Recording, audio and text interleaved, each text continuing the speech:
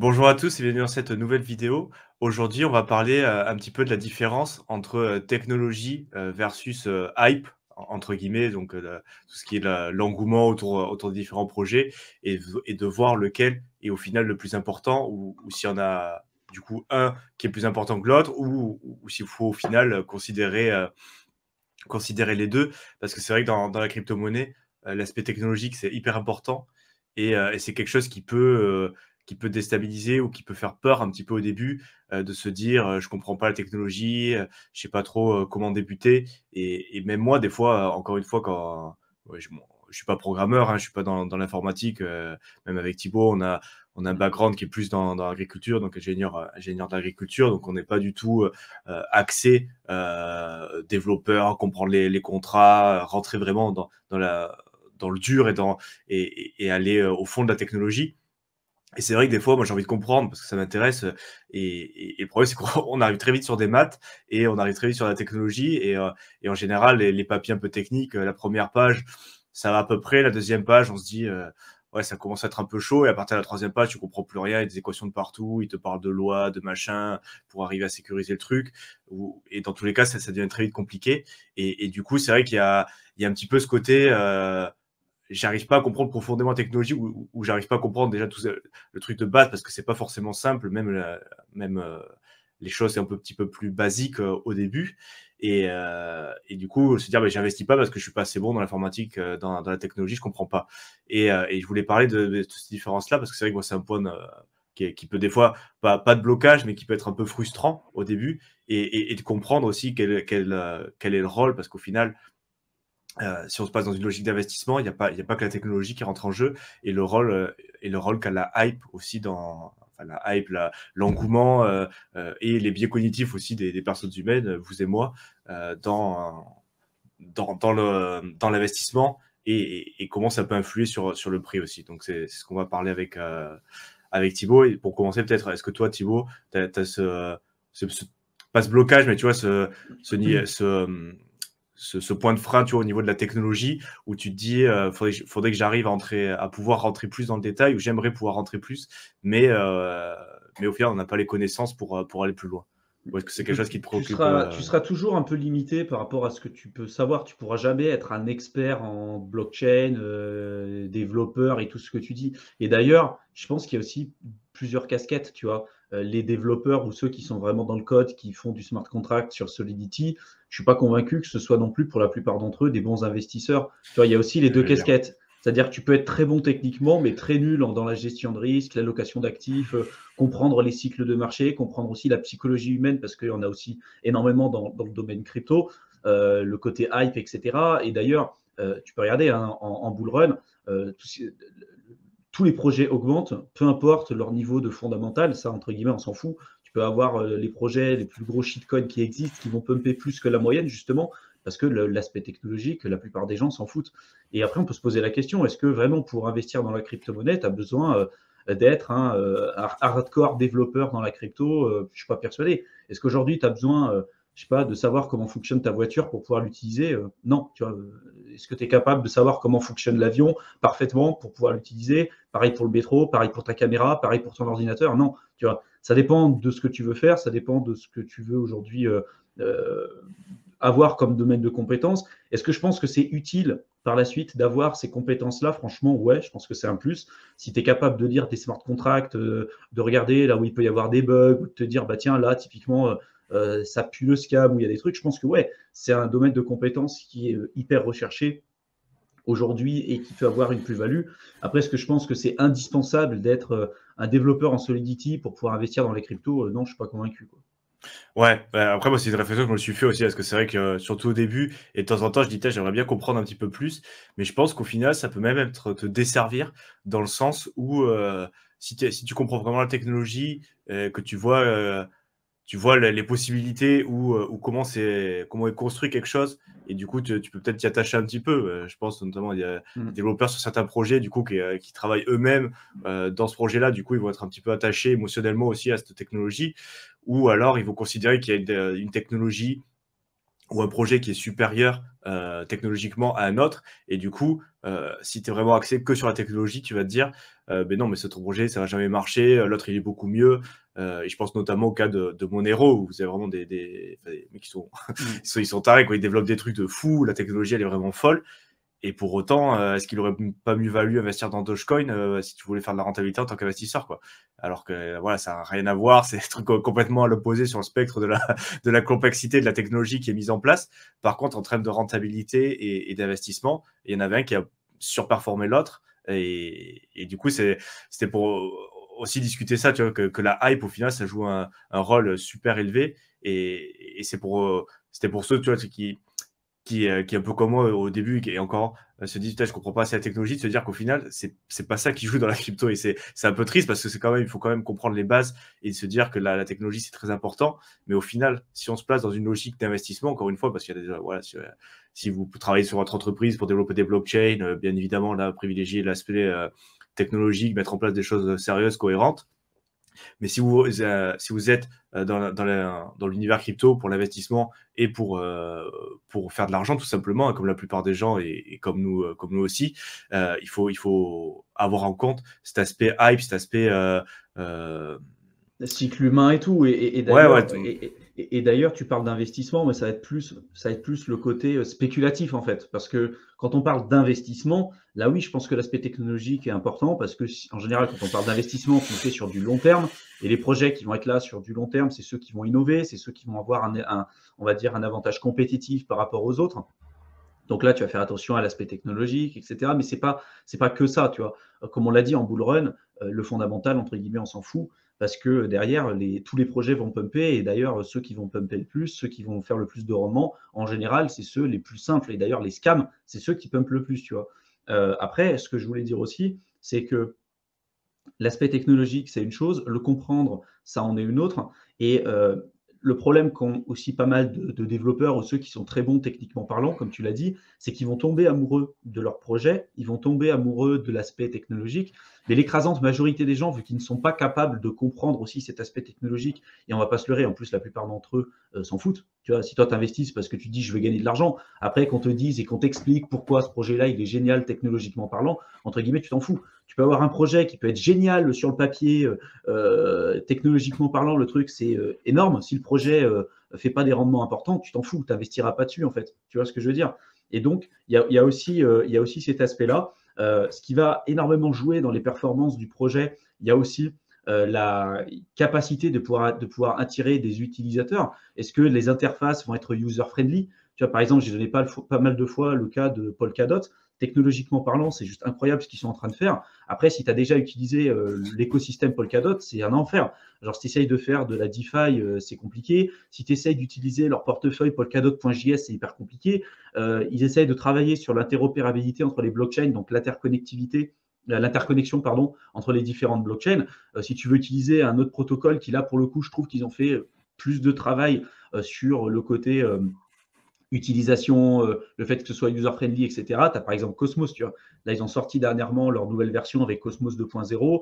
Tu prends Kepler, qui est leur portefeuille, c'est quand même nettement plus simple à utiliser que Polkadot.js. Au niveau de la DeFi, tu peux faire beaucoup plus de trucs et de manière beaucoup plus simple que sur Polkadot. Enfin bref, tu vois, et je dis pas qu'il y en a un qui est meilleur que l'autre. Je dis juste que peut-être, tu vois, le développeur qui est tombé amoureux du côté technologique, par exemple, de Polkadot, parce que, ouais, peut-être qu'il y a eu des choses incroyables qui ont été développées dessus.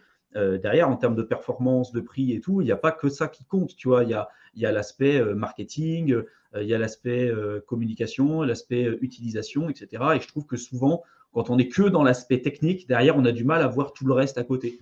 Et c'est ce qui va parler à la grosse majorité des gens.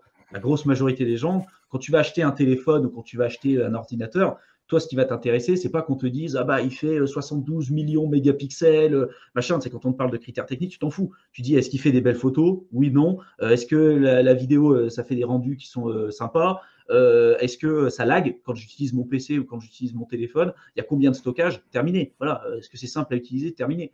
D'ailleurs, on va te dire il y a tant de mégapixels et tout, tu t'en fous en fait. C'est pas ça. Il y a la différence entre les caractéristiques et ce que toi tu vas rechercher en tant qu'utilisateur. Et des fois, c'est quand même très différent, quoi. Ouais, bon, au final, c'est le marketing aussi, c'est Ouais, comment on te présente les choses et c'est toujours pour ceux qui s'intéressent voilà, à l'entrepreneuriat, tout ce qui est start-up, il y a toujours ce vieux truc où on dit, voilà, t'as beau avoir le meilleur produit du monde, si personne est au courant, ça sert à rien, quoi. Et de l'autre côté, les mecs qui ont des produits peut-être un peu plus médiocres ou moins aboutis, mais qui ont un très bon marketing, qui ont une communauté, qui savent le pousser, le vendre, au final, c'est eux qui réussiront et ceux qui feront les ventes. Et ça, il faut l'avoir en cause, que c'est pas, il y a la technologie, mais après, il y a le marketing, la communauté. Et il y a aussi, comme tu l'as évoqué, tout l'aspect biais, biais humain, tout ce qui est voilà, le FOMO, greed, fear, tout ce qui arrive aussi derrière qui va propulser le cycle vers son autre extrême, donc avec les prix les plus hauts. Et je voulais aussi revenir sur un point que tu as, évoqué pour pas dédouaner, mais bon, se sentir un petit peu mieux par rapport à ça, peut-être, parce c'est vrai que c'est un argument qui revient souvent, c'est l'aspect, ouais, la crypto, c'est que spéculatif. J'aimerais bien qu'on me cite actuellement un investissement qui n'est pas spéculatif, c'est-à-dire qui est basé sur sa vraie valeur, voilà, qui a pas de prix qui sont complètement désorbités par rapport à la valeur. Regardez le marché des actions, quand vous avez des P sur E à 80, à 100, donc des prix des actions qui se négocient à 100 fois ce que les boîtes gagnent. Je pense voilà, des Tesla, des choses comme ça qui commencent à peut-être être un peu rentables. Après, je dis ça, reprenez-moi mm. voilà, si vous êtes un puriste, parce que j'y connais pas grand-chose et je sais pas ce que je regarde, mais je sais voilà, qu'il y a des startups qui sont surévaluées à des multiples énormes par rapport à leurs gains, et des fois qui sont même pas de gains, qui sont en perte chaque année, mais qui sont valorisés à plusieurs centaines de millions ou plusieurs milliards. Même l'immobilier, quand vous voyez le prix des logements en France qui a fait peut-être 30% en un an, ou même par zone 50% en 2 ans depuis la pandémie, parce que les gens ils veulent bouger. Ça, c'est de la spéculation aussi, il faut pas se leurrer, hein. Les mecs, ils s'achètent. Il y a beaucoup de personnes voilà, qui achètent tout simplement en espérant que le prix monte, et ils font bouger le prix à la hausse, donc de Mais 30-50% là, de hausse sur... là où ce qu'on va te dire aussi, c'est que je suis d'accord avec toi hein, sur le côté spéculatif, que tous les investissements ont un côté spéculatif. Mais là où tu prends par exemple le cas de l'immobilier, il y a une utilisation concrète qui est que les gens, ils ont besoin de toute façon de se loger, tu as quelque chose de physique et que les gens, ils auront toujours besoin de se loger. Pareil sur le marché action, tu as parlé de Tesla et c'est un cas très particulier. Il y a des boîtes aujourd'hui qui ont un price earning ratio qui est plus faible que celui de Tesla. Tesla, c'est quand même très particulier. Hein. On est sur une industrie aussi très particulière. Ils n'ont pas gagné d'argent pendant hyper longtemps. Ils ont fait que des levées de fonds pendant longtemps. Ils ont reçu pas mal de subventions de la part de l'État. Bref, ça a été le cas pareil pour Amazon. Hein. Amazon, pendant plus de 20 ans, Oui. ils n'ont pas gagné un seul euro. Pour après, Entreprise de justement, la tech en gagner. général, on dira alors. Voilà, c'est ça. Et derrière, ce que les gens vont dire, et je comprends aussi leur argument, c'est de dire, bah, dans le marché action, par exemple, derrière, bah, tu as des salariés, tu as des produits, tu as des services, tu as un pôle marketing, tu as un pôle communication, tu as tout ça derrière. Donc, tu as une création de richesse, tu as une création de valeur, tu as quelque chose de concret dans l'économie réelle. Dans les crypto-monnaies, d'ailleurs, si on prend le cas du Bitcoin, il n'y a pas d'entreprise, il n'y a pas de CEO, y a pas de, ça n'existe pas. D'ailleurs, ça a été classé par la SEC, donc la Security Exchange Commission aux États-Unis, en tant que commodities, donc en tant que matière première. Bitcoin, aujourd'hui, ce n'est pas considéré comme une entreprise, ce n'est pas considéré comme de l'immobilier ou n'importe quoi, c'est une nouvelle classe d'actifs et on l'a mis dans la catégorie justement des commodities, donc des matières premières. Donc ça répond au même titre que l'or, l'argent ou les métaux précieux de manière générale. Donc on n'est pas capable d'évaluer la valeur et la qualité de ces actifs de la même manière qu'on pourrait le faire sur le marché, notamment de l'immobilier, de l'action et autre chose. Notamment, on va regarder le nombre d'utilisateurs, on va regarder la courbe d'adoption. Enfin, voilà, il y a d'autres critères qui vont faire qu'on va être capable de donner une valeur à un protocole. Mais là où je comprends aussi la réflexion qui est faite de la part de pas mal de personnes qui sont dans les autres écosystèmes, donc plutôt sur les marchés financiers traditionnels, c'est de dire que là où on peut avoir peut-être, tu vois, en termes de pourcentage, ça ne sera pas forcément vrai, mais de se dire, tiens, il y a peut-être 30-40% de spéculation sur des entreprises tech, par exemple, ou si on investit, je sais pas, sur du Coca-Cola ou sur de l'Apple, tu vois, derrière, on sait qu'il y a vraiment quelque chose de concret, il y a une valeur, il y a quelque chose de physique. Alors que dans la crypto, ce qui va driver le prix d'une crypto, c'est peut-être 99% au départ, le côté spéculatif, surtout en bull run. Et je ne parle pas des gros projets, je parle de tous ceux qui vont se développer en bull run. Tu as un aspect spéculatif qui est juste monstrueux et qui dépasse très largement ce qui existe à côté par rapport au fondamental, tu vois.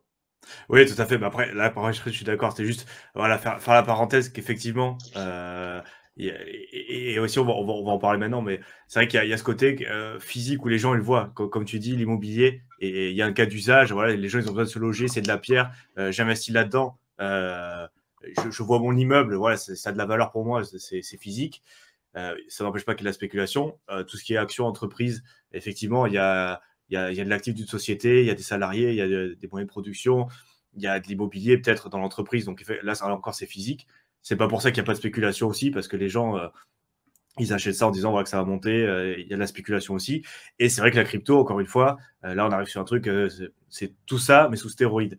Et, et donc, du coup, il y a beaucoup plus de spéculation, ça, il n'y a pas de souci. Après, c'est vrai que les cas d'usage, et c'est vrai que comme les gens, c'est un peu plus abstrait, entre guillemets, parce que tu peux pas toucher. La blockchain, c'est quoi? C'est du code sur un ordinateur. Tu peux pas, pour la plupart des gens, c'est vrai que c'est pas concret. Et c'est un des points de blocage de beaucoup de personnes, de mon entourage en particulier, voilà, les gens auxquels je parle. Et ils n'arrivent pas à s'y mettre parce qu'ils comprennent pas. En fait, c'est pas tangible. Ils n'arrivent pas à voir la valeur derrière ça. Et après, bon, on fera une vidéo qui arrive bientôt aussi sur les cas d'usage de la crypto. Et c'est là où je dis que c'est un peu plus abstrait, mais combien vous mettez de valeur sur un système qui permet d'échanger de la valeur de manière décentralisée dans le monde entier, quoi. Et ça, c'est vrai Décentralisé, que résistance à la censure, résistante à la ouais, censure, on et tous les peut faire critères qui font que c'est intéressant. voilà, tous les talking points, mais justement la décentralisée, le moyen, voilà, tous les cas d'usage que peut avoir la crypto. Et c'est vrai que les gens, quand on n'est pas dedans, c'est vrai que, et là encore, on revient à l'aspect technologie. Il faut comprendre déjà un petit peu la technologie pour voir ce que ça permet de faire. Et donc, du coup, les cas d'usage, mais déjà, on est sur des choses qui sont assez nouvelles et qui sont surtout, comme je l'ai dit, abstraites pour beaucoup de gens. Et du coup, c'est vrai que mettre une valeur à ça, qui est déjà un peu abstrait, surtout quand on n'est pas, pour la plupart des gens, pas instruit, qu'on ne comprend pas réellement l'intérêt, qu'on n'a pas conscience de tout ce qui peut se passer au niveau du système financier mondial, des restrictions, de la censure qui est imposée, et, euh, et aussi de certaines personnes, voilà, qui n'ont pas forcément envie, tout ce qui est banque centrale, l'État, qui eux, du coup, voient pas forcément ça d'un bon oeil parce que ça leur enlève un peu de pouvoir. Ils aiment bien avoir le contrôle un peu sur tout. Donc forcément, qu'ils vont pas mettre un prix très élevé, qui vont chercher à discréditer un peu ça aussi. Donc forcément qu'il y a beaucoup plus de spéculation, ça, on est d'accord. On va pas mentir, mais c'est vrai aussi que la valeur derrière, les cas d'usage, sont peut-être moins tangibles, mais c'est pas pour autant que c'est moins important. Mm. Donc c'est aussi, euh, La aussi valeur, remarquer ça. c'est ce qu'on va accorder justement à un actif. Tu prends par exemple l'or. Depuis que l'homme est homme, on a toujours accordé une valeur importante à l'or. Mais typiquement, tu vas donner un lingot d'or à un singe ou un oiseau, il s'en fout, tu vois, ça n'a pas de valeur pour lui. Donc, si tu regardes objectivement ce que c'est l'or, c'est un caillou jaune, hein, en gros, hein, c'est un métal jaune. Nous, on l'utilise à des fins industrielles maintenant parce que ça a certaines propriétés physiques, notamment pour les téléphones, les ordinateurs. Donc, on peut trouver une utilité là-dessus. Mais la valeur, c'est nous qui la donnons justement aux métaux précieux et alors, c'est quelque chose qui n'est pas productif dans le sens où on ne va pas recevoir des loyers comme pour l'immobilier, où on ne va pas recevoir des dividendes comme une action qui verse justement une partie de ses bénéfices aux investisseurs. Et les crypto-monnaies, pour les plus intéressantes d'entre elles, c'est un peu ça aussi. C'est-à-dire qu'on va être capable d'y voir une valeur parce que peut-être que la technologie va nous plaire, parce que ça nous permet de faire de la finance décentralisée, donc avoir des rendements sans l'utilisation d'intermédiaires. Le Bitcoin, ça va être un moyen de pouvoir stocker de la valeur à travers l'espace et le temps sans l'utilisation d'intermédiaires, en ayant une décentralisation du protocole et en ayant aussi une résistance à la censure. Est-ce que pour vous, ça, c'est quelque chose qui n'a pas de valeur? Et ça peut être le cas pour vous. Et dans ce cas-là, si ça n'a pas de valeur, c'est OK. Vous considérez que ça n'a pas de valeur. Moi, je trouve que ça a une valeur énorme. Mais voilà, après, c'est aussi très subjectif. Hein. La monnaie, même quand on parle, tu vois, même si c'est pas vraiment de la monnaie, on va dire plutôt les devises, l'euro, le dollar, etc., etc. Est-ce qu'aujourd'hui, vous y voyez de la valeur? Oui ou non? C'est l'État qui va décréter que ça a de la valeur, mais ce que vous avez entre vos mains, c'est un bout de papier ou c'est un numéro que vous avez sur votre compte en banque. Ça aussi, c'est très subjectif.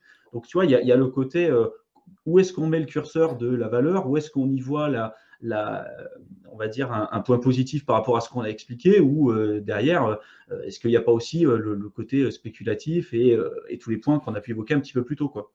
Ah, mais ça, c'est hyper intéressant. Parce que du coup, si on réfléchit un peu plus loin, si on va un peu plus loin dans tout ça, beaucoup de personnes qui disent ouais, mais du coup, il n'y a pas de valeur, c'est pas tangible. Est-ce que vous achetez des vêtements de marque? Du coup, parce que la valeur qu'il y a derrière, c'est quoi? Il y a Un peut-être, logo. ouais, non, mais 2, 3, 4 euros voilà, de tout compris, main-d'œuvre, avec les dérives qu'il peut y avoir aussi là encore, de matières premières, de coton, teinture, plus la main-d'œuvre qui la ferait.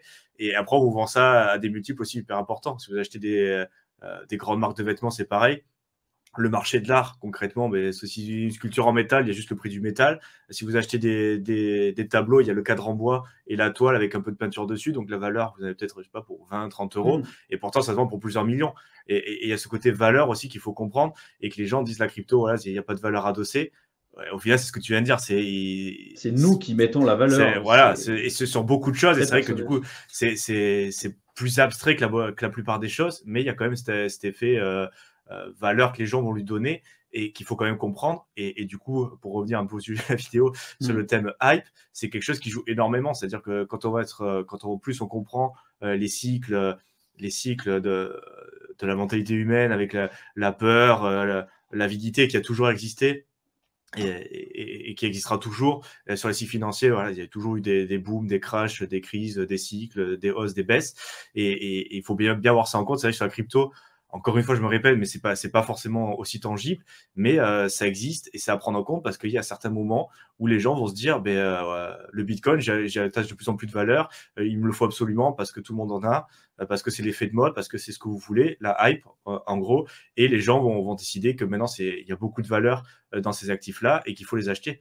Et donc, dans une logique pour l'investissement, pour revenir aussi au début, il y a l'aspect technologique. Et après, bon, on s'est un peu éparpillé, mais c'est quand même important de comprendre tout ça sur la spéculation et la hype parce que ça joue énormément. Et on a donné des exemples, j'espère, pour faire au moins réfléchir sur tous ces aspects-là et de se dire, oui, d'accord, la crypto, c'est peut-être pas forcément aussi différent que tout ce qu'on a connu jusqu'auparavant. C'est novateur, il y a des éléments nouveaux, mais au final, sur le côté psychologie humaine, il y a plein d'autres exemples et ça rentre totalement dans quelque chose qui est continu et ça joue énormément sur le prix. Donc, je ne sais pas si tu veux rajouter quelque chose. Je voulais compléter un petit truc, c'est de dire donc, Ouais. que le côté valeur, il y a le côté personnel qu'on a dit. Donc, une personne peut y voir de la valeur pour quelque chose et puis l'autre se dire, bah non, moi, j'y vois pas de la valeur. Et puis, il y a aussi un contexte temporel. C'est-à-dire que, je vais prendre un exemple concret.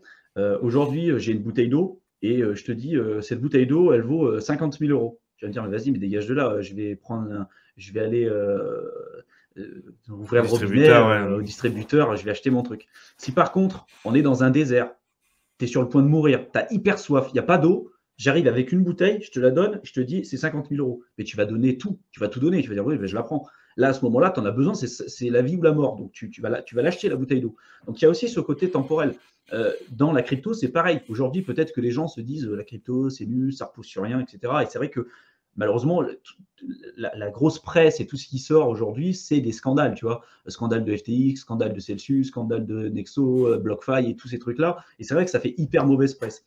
Mais derrière, un peu comme à l'époque d'Internet, hein, avec la bulle des dot-com, hein, beaucoup de projets ne servent strictement à rien. Puis derrière, est sorti Amazon, Google, Facebook, Apple. Donc derrière, la technologie, tu vois, a été là pour rester et il y a eu des grosses boîtes qui se sont développées. Je suis convaincu que les crypto-monnaies, c'est ce qui va arriver. Et dans le côté temporel, pour reprendre mon exemple que j'ai dit sur l'eau, aujourd'hui, peut-être que beaucoup de gens se disent le Bitcoin, ça sert à rien parce que c'est vrai que dans les pays occidentaux, dans les pays développés, entre guillemets, on s'en fout parce qu'on se dit pourquoi j'aurais besoin d'une monnaie décentralisée. L'idée de base qui était de redonner accès au compte bancaire à la population mondiale, quand toi, tu as déjà accès à un compte bancaire pour recevoir, stocker, envoyer de l'argent, tu peux te dire théoriquement, tu t'en fous. Mais déjà, il faut savoir que ce n'est pas l'écrasante majorité de la population mondiale. On fait déjà partie des privilégiés d'avoir accès à ces outils-là. Et puis derrière, le monde est amené aussi à évoluer. On a parlé plusieurs fois des crypto-monnaies de banque centrale et des problématiques que ça pourrait poser en termes de libre arbitre, en termes de choix, en termes de possibilités pour les gens. Et peut-être que justement, quand on aura sans doute moins de liberté par la suite, moins de choix, moins de libre arbitre, peut-être que les gens se disaient, ceux qui disaient à la base les crypto-monnaies, ça sert à rien, j'ai pas besoin d'une crypto-monnaie ou d'un moyen de stocker de la valeur de manière décentralisée et résistante à la censure, peut-être que justement quand on aura ce genre d'événement-là, ou quand on pourra se retrouver privé de notre compte bancaire du jour au lendemain, comme ça a été le cas des truckers au Canada, hein, il n'y a pas si longtemps que ça, là les gens pourraient se dire, ah bah oui, peut-être que Bitcoin, ça pourrait servir. Et pas uniquement dans les pays